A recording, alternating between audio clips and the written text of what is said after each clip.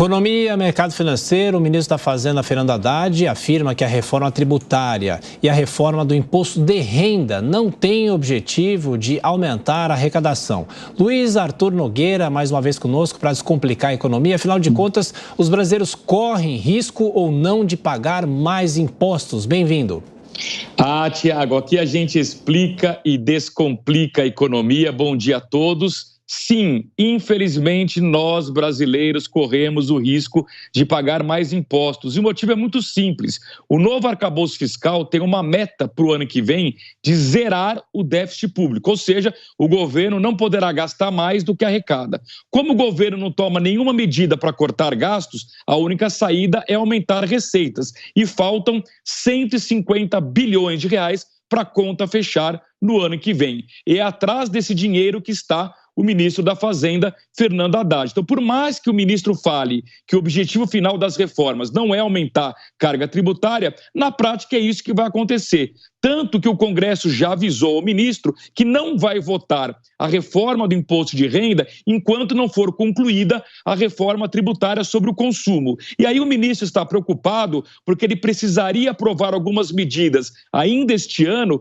para que elas pudessem entrar em vigor no ano que vem, como, por exemplo, a tributação de lucros e dividendos. Como isso corre risco de não acontecer, o ministro Haddad quer enviar agora em agosto, junto com o orçamento, uma proposta para tributar fundos exclusivos, que são chamados fundos dos super ricos, dos milionários que não têm acesso para o restante da sociedade. E o ministro Haddad quer tributar também os chamados fundos offshore, são aqueles fundos que investem em ativos no exterior. Tudo, é claro, para aumentar as receitas. Ou seja, Tiago, como a conta não fecha e o governo não corta gastos, sim, nós brasileiros corremos o risco de pagar mais impostos. E como é que se comportou o mercado nessa quinta e já a expectativa para o fechamento da semana, Luiz?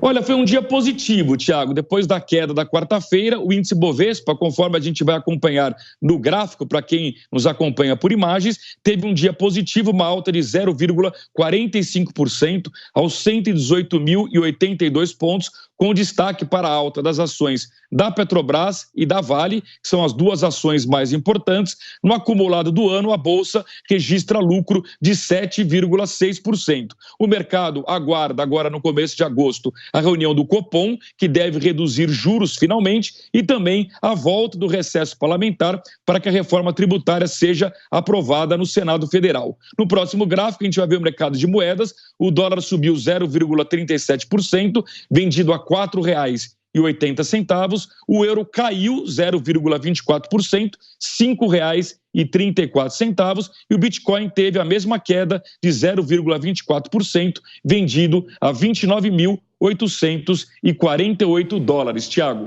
É isso, Luiz Arthur Nogueira, nosso comentarista de economia. Estaremos te acompanhando na programação da Jovem Pan até mais tarde. Agora o giro com os nossos comentaristas.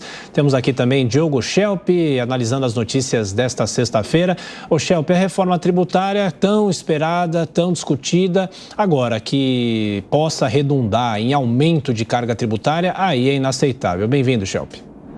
Bom dia, Tiago, Paula, Beraldo, bom dia a todos. Eu acho que o Luiz Arthur Nogueira fez a definição perfeita, né, com aquela característica didática que ele tem para explicar a economia. De fato, o que a gente vê é uma situação em que se busca o aumento de receita, o aumento de arrecadação, porque o governo não faz a outra necessidade, a outra obrigação, que é cortar despesas, né, tornar a máquina pública mais enxuta. Então, a gente tem esse risco, sim, de aumento de impostos e me preocupa, Tiago, especialmente o que vai acontecer com a classe média, porque a classe média é geralmente aquela faixa da população que é invisível às políticas públicas. Por quê? Porque as classes mais baixas, elas têm uma atenção necessária, justamente por serem mais vulneráveis, e acabam recebendo políticas públicas específicas, né? A própria distribuição do Bolsa Família, incentivos, créditos mais baratos e assim por diante. As classes mais ricas têm mais poder de lobby, mais poder de usar a sua influência para interferir em políticas que possam atrapalhar os seus negócios, atrapalhar a sua renda e assim por diante. A classe média não tem esse poder de influência e também não tem a atenção das políticas públicas que tem as classes mais baixas. Mas é a classe que muitas vezes carrega o país nas costas, que trabalha, paga os impostos, e essa parcela da população pode ser prejudicada, sim, na reforma tributária, tanto na reforma sobre o consumo, porque a gente tem aí a questão dos profissionais liberais e assim por diante, quanto na próxima reforma, que é a reforma da renda, né? Pode ter aí, inclusive, um imposto progressivo que pode afetar mais essa parcela da população. Então é preciso ficar atento para isso e realmente a melhor solução, a melhor saída por enquanto é esperar acabar a reforma do consumo para só depois, sabendo o impacto que ela terá na classe média e na população em geral, fazer a reforma tributária da renda. Agora, Beraldo, nós vimos aí o Luiz Arthur Nogueira falar que falta pelo menos 150 bilhões de reais para fechar a conta para 2024. De onde o governo deve tirar esse dinheiro, Beraldo? Do nosso bolso, né, Paula? Bom dia, Schelp. O que acontece?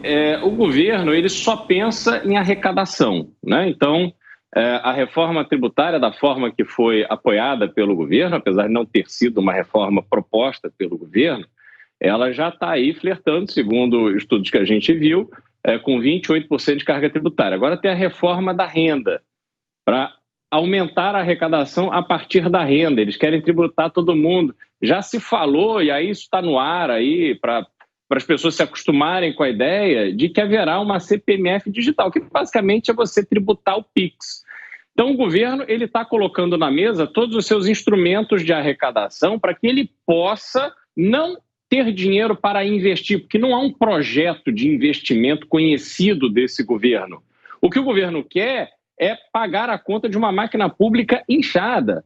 Lula declarou lá antes da campanha que o grande problema do Brasil era a classe média. Ele não conseguia entender por que a classe média tinha 2 televisões em casa, tinha 2 carros em casa. Ele declarou isso e agora ele está aí justamente incentivando a compra de carro, incentivando a compra de linha branca. É uma contradição permanente. Só que a gente precisa avaliar o seguinte: a classe média, o brasileiro vai pagar esta conta até um determinado limite, porque o Brasil se torna um país que não vale a pena.